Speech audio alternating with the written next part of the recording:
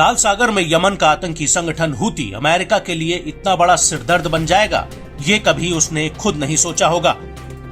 एक तरफ America Hamas के साथ युद्ध में इजराइल के साथ कंधे से कंधा मिलाकर खड़ा है, वहीं दूसरी तरफ उसको लाल सागर में इसकी भारी कीमत भी चुकानी पड़ रही है। दरअसल हूती ने लाल सागर में पश्चिमी देशों के कई जहाजों पर बड़े मिसाइल और ड्रोन हमले किए हैं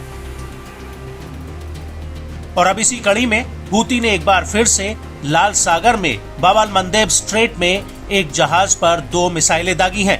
ये जानकारी अमेरिकी सेना ने दी है। हालांकि हूती ने भी इस हमले की पुष्टि कर दी है और उसका कहना है कि उसने अमेरिका के एक मालवाहक जहाज पर सटीक हमला किया है।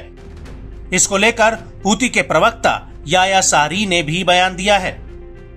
इंतज़ारन लिमज़लूमियत अश-शअब अल-फ़लस्तीनी وضمن الرد على العدوان البريطاني الأمريكي على بلدنا قامت القوات البحرية في القوات المسلحة اليمنية باستهداف سفينة ستار آيرس الأمريكية في البحر الأحمر وذلك بعدد من الصواريخ البحرية المناسبة وكانت الإصابة دقيقة ومباشرة بفضل الله।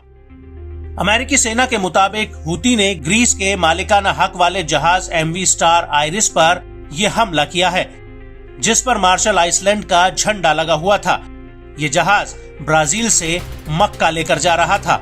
हालांकि हूती के इस हमले में जहाज को मामूली नुकसान हुआ है, लेकिन जहाज के क्रू मेंबर को कोई चोट नहीं आई है। लेकिन अब इस हमले को लेकर एक बड़ा खेल हो गया है, क्योंकि हूती को ईरान हथियारों और पैसों की फंडिंग करता है और अब जिस जहाज पर हूती ने हमला किया है वो जहाज असल में ईरान के बंदर इमाम खोमैनी बंदरगाह के लिए निकला था। ये जहाज ब्राजील से 12 जनवरी 2024 को रवाना हुआ था और इस हमले को लेकर यूके की मैरीटाइम ट्रेड ऑपरेशन एजेंसी का कहना है कि यमन के मोका शहर से 40 नॉटिकल माइल्स से दूर ये हमला हुआ है, जिसमें जहाज और क्रू मेंबर सुरक्षित हैं।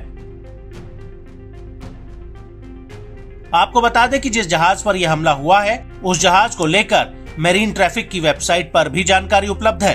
मैरीटाइम ट्रैफिक वेबसाइट के मुताबिक मक्का से लदा ये जहाज 12 जनवरी को ब्राजील के वेला दो कोंदे पोर्ट से रवाना हुआ था और इसे ईरान पहुंचना था, लेकिन इससे पहले ही हूती ने इसके ऊपर मिसाइल हमला कर दिया।